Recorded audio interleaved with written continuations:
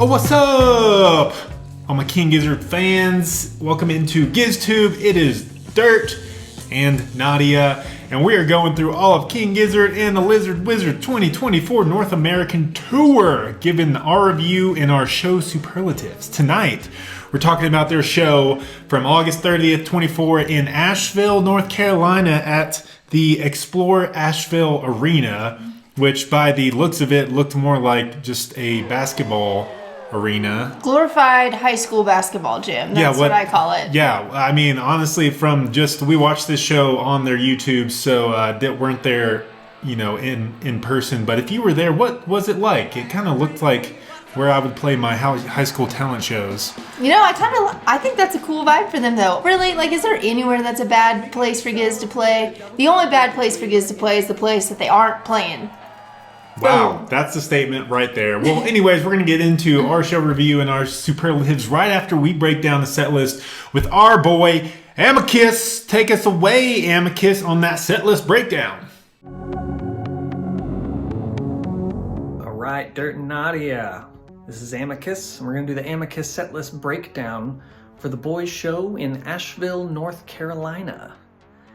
Boys start just by jamming, doing a boogie boogie jam that goes into Boogeyman Sam.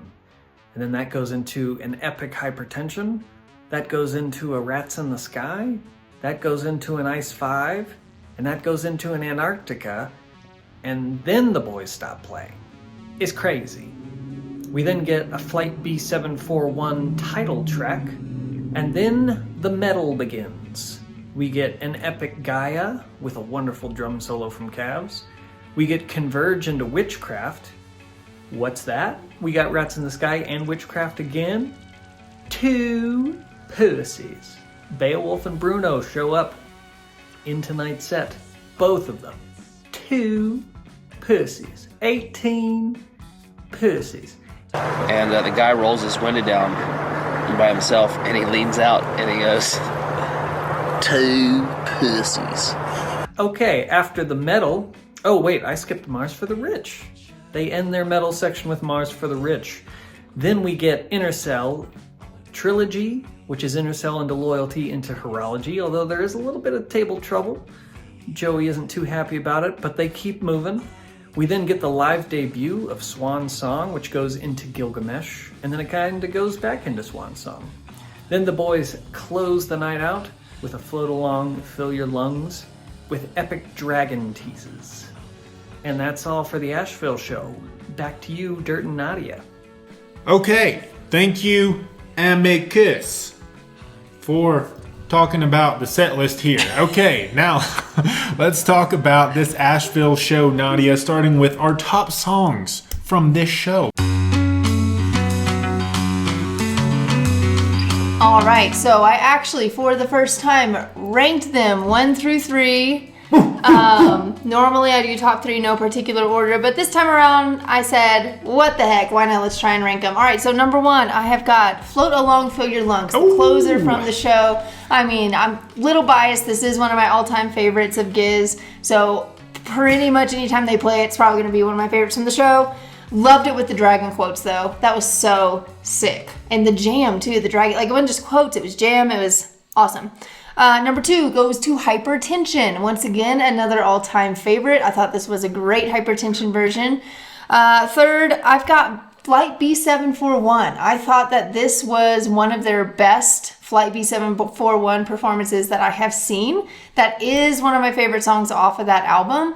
And yeah, I was very impressed with it. Just felt really cohesive, felt like everyone was, I don't know, it was great. It was a good one. It started with a bang because my first 2 favorite songs were Boogeyman Sam / Hypertension / Back in the Boogeyman Sam. Like, I loved it. I thought it was great. I thought it worked, especially with the area in Asheville. You know, they like the little bluegrass and the boogies out there. So yeah, starting with Boogeyman Sam, then transitioning that into a Hypertension, and then closing it out with another Boogeyman Sam.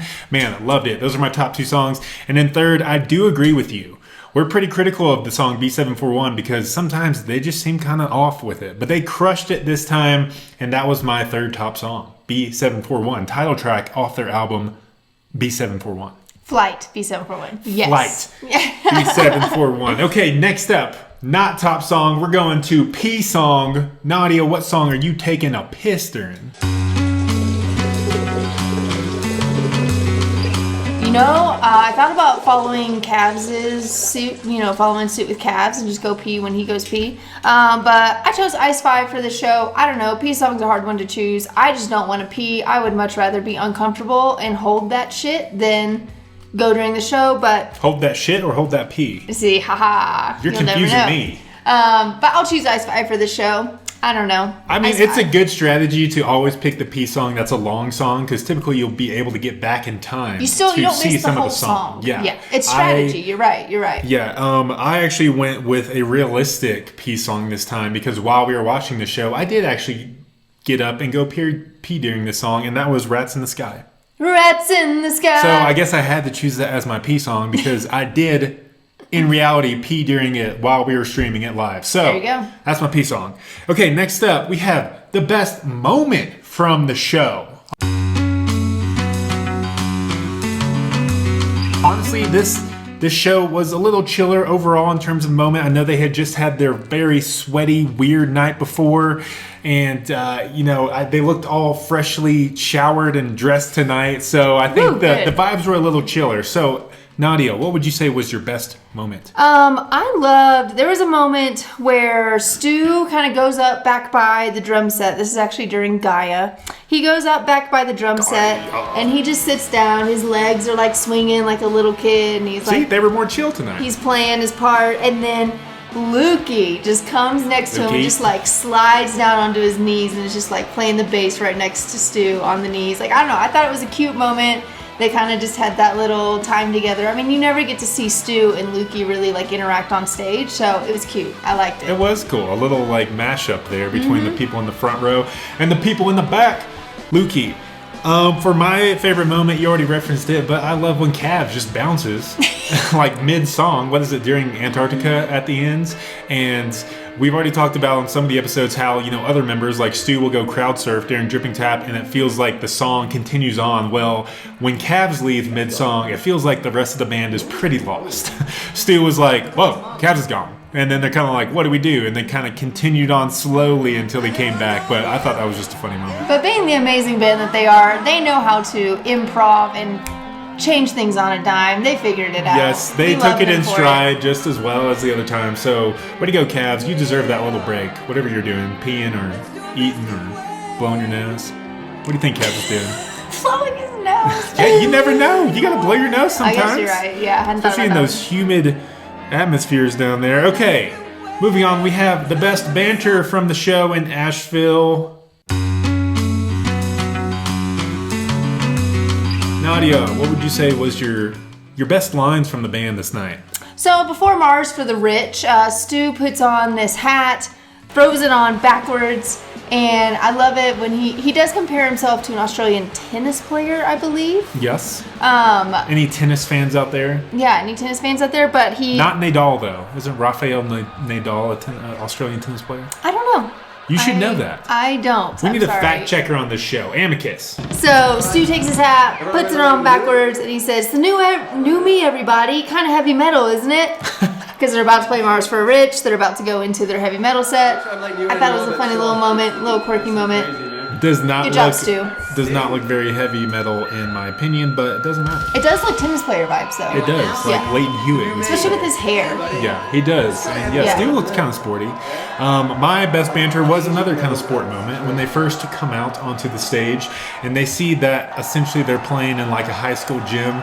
Ambi says, "Finally made it to the team, coach," and Stu goes, "This is so basketball." And it felt like a weird spot to hold a concert, think it in was my at- opinion. And you could hear kind of the reverb and the echo from the arena, even in the studio board mix. So. I think it was at One Tree Hill High. I like it. One Tree Hill High? Okay, Yes. that's over my head. There's some people out there who will know what I'm talking about. Really watching the Giz channel? Who are you? One Tree Hill fan / King Giz fan crossovers? I'm Nadia. Nice to meet me. Moving on, we have the best dressed of the night. Now, I do have to say, like I already mentioned, they looked freshly showered and not as sweaty, considering this one was indoors, which is pretty rare for them so far on this tour. So, Yeah. Nadia, who would you say was the best dressed? You know, I got to give it to Joey tonight. I was really vibing. It was very simple, very plain, but it was like But clean. clean shirt, like tucked in with a belt. Kind of sleek. Yes, it was like he was going in for maybe like a job interview, like a casual job interview, you know? I thought maybe a classy Christmas party. Classy Christmas, yeah, I guess you could. But yeah, I don't know, I was vibing with it. He pulled it off well. Yeah. It's not a look that I would be like, ooh, I want to wear that on stage. So I think when he came out and rocked it, I was like, wait, how did he make that outfit look cool? He did, especially for a rock star. He does look like he's just going to like a nice business lunch where he has to make a pitch for something. But yeah, he had the gold chain out. He was very well put together. And then the shoes he were wearing, like, shined them up. We even get a close up at one point. I'll put it up right here, but damn, those shoes were nice and slick. I liked it. I also gave it to Joey, of course. But I think we also need to start including in the segment, how many shows in a row has Stu worn the exact same singlet? But this isn't the same one. He threw his last one in Richmond. It's not the same one, but it's the same outfit. But you said exact same. Okay, so... not the exact same. But how many shows has Stu What's the singlet wore? count at? What It is is the 4 singlet shows count in a row for the white singlet. Okay. Not And the the exact only same reason one, it's not longer than that, because he had a streak of 4 shows before that where he was wearing a black singlet. So Stu has really found his vibe in terms of what he's wearing for this tour. for now. So yeah, 4 shows in a row for Stu wearing the white singlet, as Joey calls it. But Joey wins best dressed from us. Okay, moving on. We have, what is Cookie drinking? So irrelevant. All right, Cookie, I love it. You brought us out a new beverage this time. I beverage. saw a nice little can of LaCroix on Cookie's little stand next to his keyboard. Cookie, I commend that. I love LaCroix. I drink LaCroix, so I'm basically your best friend. I approve. Yeah, no alcohol tonight for Cookie, I guess. But, you know, that's what, when I'm done drinking beer, I go to LaCroix and I can crush some. Or is what it I'm saying. LaCroix? I don't know. Is it LaCroix or LaCroix? LaCroix. LaCroix. Well, anyways, Cookie was hydrating with that wonderful sparkling water. Maybe we'll get sponsored by LaCroix someday. Okay, last up, we have the MVP of the show. Most valuable player of this Asheville show, Nadia. Who would you give it to? I'm curious to see. Most valuable player is very, it's a good accurate one for this basketball gym, keeping up with the sports theme. My MVP for the night is Cavs. Let's go And Cavs. this is why. Cheers to Cavs. Cavs, honestly, you deserve it every single night. The way you work those drums is insane. But I'm giving it to Cavs for this show particularly because he got up to go use the restroom. Because he said, I don't care that we are 4 shows into this set or that it's like towards the end of a song, I'm gonna go pee. I love that for you, Cavs. Honestly, you should take more breaks, honestly. He should. I just love that he did that for himself. Props to you, Cavs. And I had Cavs as my honorable mention for that very reason. You know, Really? I liked his independence right We there. didn't He talk said, about that. F it, let's go pee. But I ended up giving it to Cookie. Because if you go back and listen to Cookie in any of those Flight B741 songs, he absolutely crushes his part. It's worth noting again. He Yeah. really shines on those Flight B741 songs. So good job, Craig. Hurricane Craig. Craig. Hooped Craig. Okay, last up. Man, great show, great set list down in Asheville. We're going to our show rankings. The KGLW.net fans voted this one a, what was it? 4.53, I believe. 4.53. So Nadia, what would you say was your ranking for this show in Asheville? Man, 4.53, that's a pretty good ranking by the Weirdo Swarm. I am coming out with giving this show 32 veils lifted from my eyes. Wow. In honor What a ranking that is. Wow, in honor of the horology suite being played, this show gets 32 veils lifted from my eyes. Okay. I liked it. It was a good show. I love that they threw in the horology suite in there. It felt balanced. It didn't feel like overpowered by one genre or anything like that. It was a good one. Yeah. You know what? If I had to say it, which you're making me say it. I said I didn't want to say it, and Nadia's making me say it. I would say this was probably my least favorite show of the tour so far. Doesn't mean it was bad per se, but just least favorite. Why are you giving me that look? Well, I can see it through the glasses. She's giving me a look. Anyways, I still love the show, and if you were there live, I'm sure it kicked ass. so let us know what you thought. But my overall ranking, I gave this one 7 Boogiemans. Because we don't get that just song Boogiemans. live. Just Boogeyman. Not Boogeyman Sam's. I was waiting for Nope. Boogiemans. Nope. Just because it was my least favorite, I just gave it 7 Boogiemans. Okay, 7 Boogiemans. That's still a pretty good ranking. I don't know if you understand the metric of Boogeyman. That's a pretty good ranking. Oh, no, I understand. Okay. And I understand that you didn't rank it 33 veils lifted from my eyes. You only gave it 32, so I know that too. Anyways, if you were at the show, what would you rank this show?